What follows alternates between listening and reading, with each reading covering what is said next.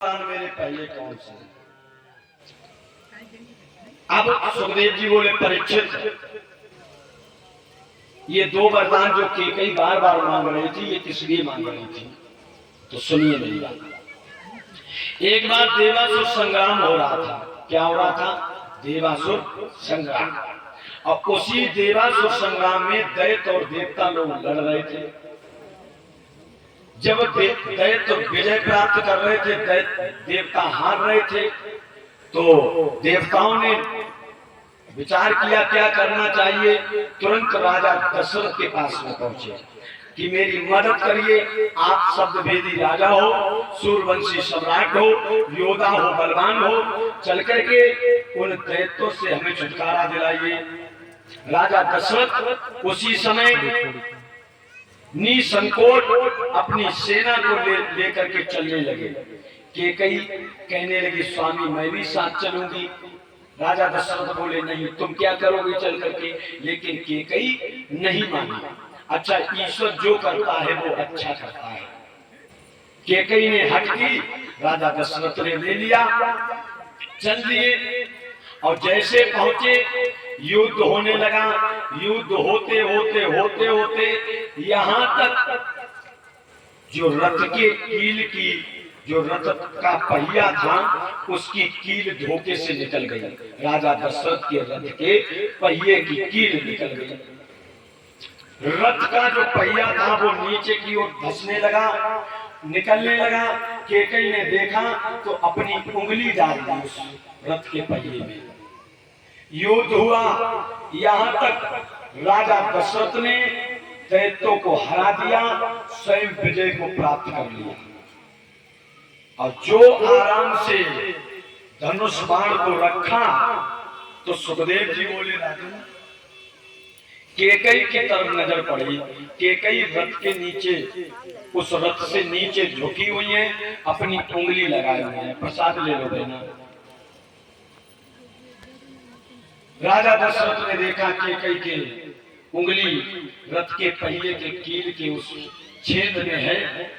तुरंत केकई से कहा, केकई, युद्ध मैं नहीं जीता, बल्कि तुमने मुझे जिताया है, हमसे वरदान मांग लीजिए। केकई ने जवाब दिया, महाराज, अभी नहीं, समय आने पर मैं तुमसे वरदान मांगूंगी।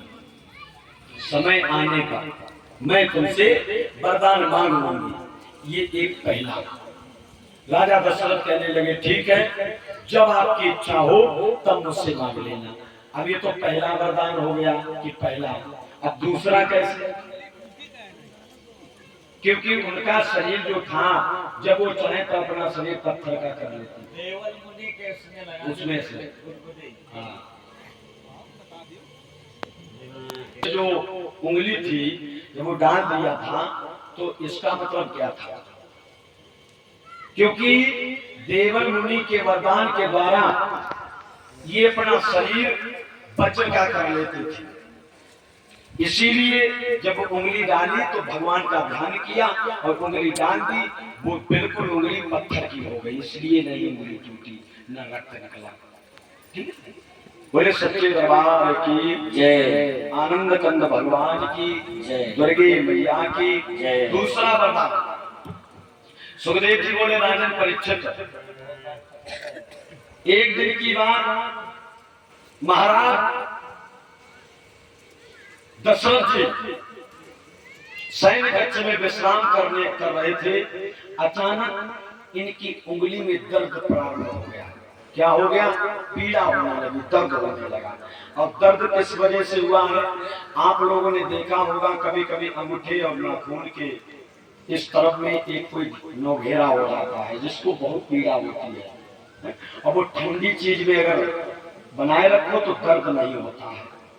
राजा दशरथ दर्द की वजह से इतने व्याकुल हो गए, इतने परेशान हो गए बेचारे, कि आंखों से अश्रु गिरने लगे।